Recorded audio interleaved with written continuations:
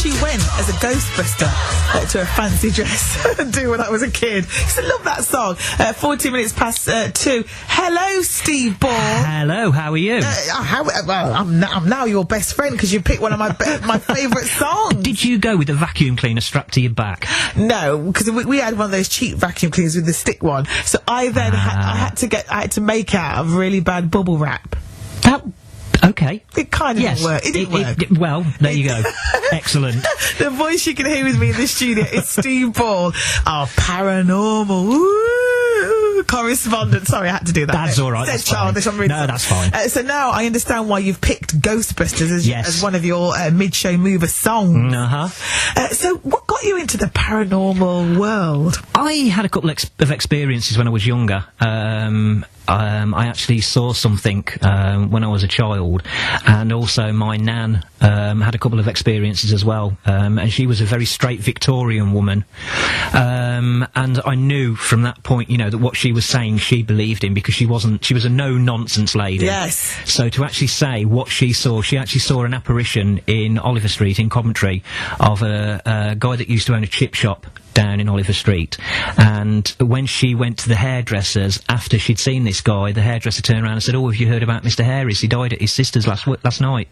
But she'd seen him that morning before she went to the hairdressers. And what did you see as a child? I was out with some friends of mine, and we were over the old mineral railway by the Newdigate Colliery, and all of a sudden as we were there was like a mist formed underneath the bridge, and out of this mist you could see a lady appear, and it frightened the bejesus out of me. My goodness. And you sure, you weren't imagining it, or... I have no idea. I didn't stay around long enough to find out. Gosh, how old were you? I was about 12, 13, I think. So when you rush home, you say to Mum and Dad, "I've seen this lady through the mist." Do they sort of say to you, "Go upstairs"? And I actually didn't tell anybody. This is probably about the first time it's been made public.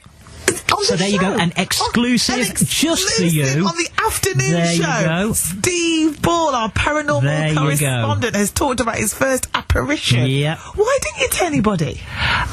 Because at that point I wasn't sure that people would believe me. Now it's different because I've actually seen a couple of other apparitions since that point.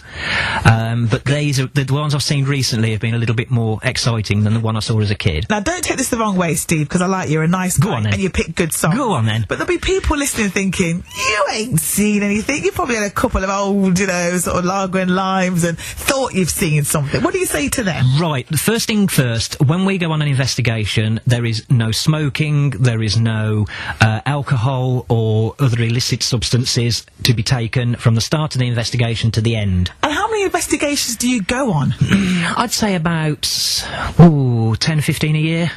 Okay, and who calls you? We get calls from all over the place. We get calls from businesses, we get calls from private houses. There are other places that actually do paranormal nights, so we'll go to places like Guy's Cliff is always one of my favourites in Leamington, well, Warwick Leamington way. I mean, I love that, and I've had some absolutely amazing experiences there.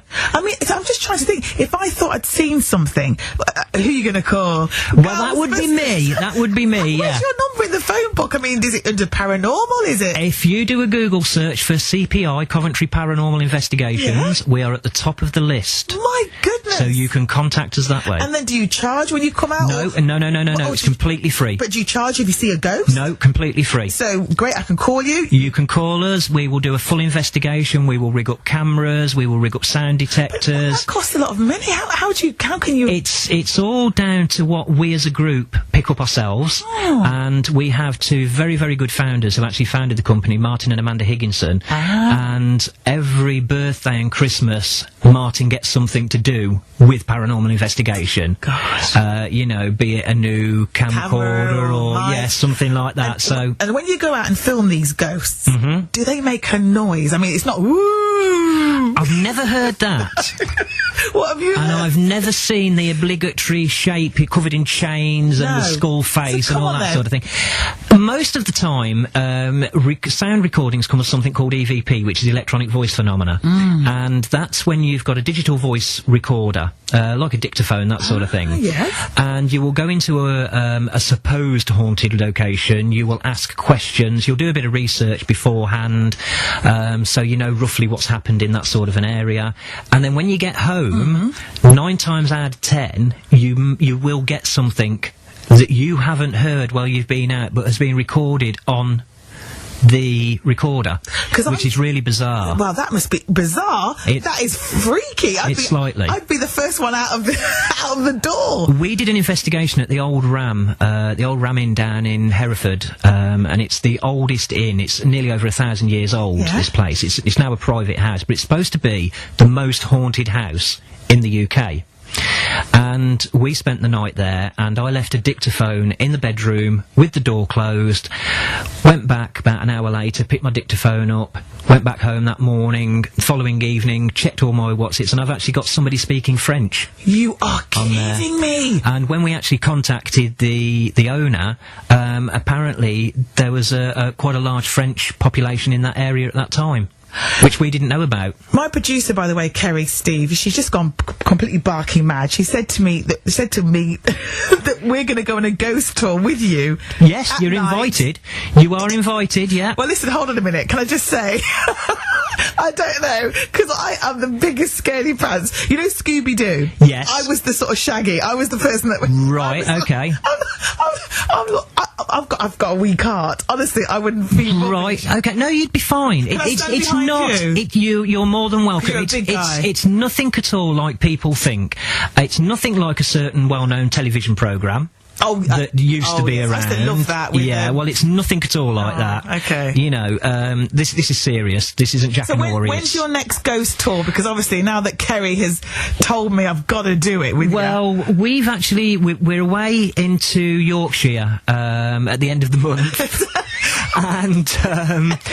As soon as we get a local one, yes, I will get in contact and you can come with us. Well, take your time. I mean, it could be a couple of months. No, it'll be within the next few weeks. Right, okay. Anyway, it's lovely to have met you. Oh, you've even got a spooky laugh.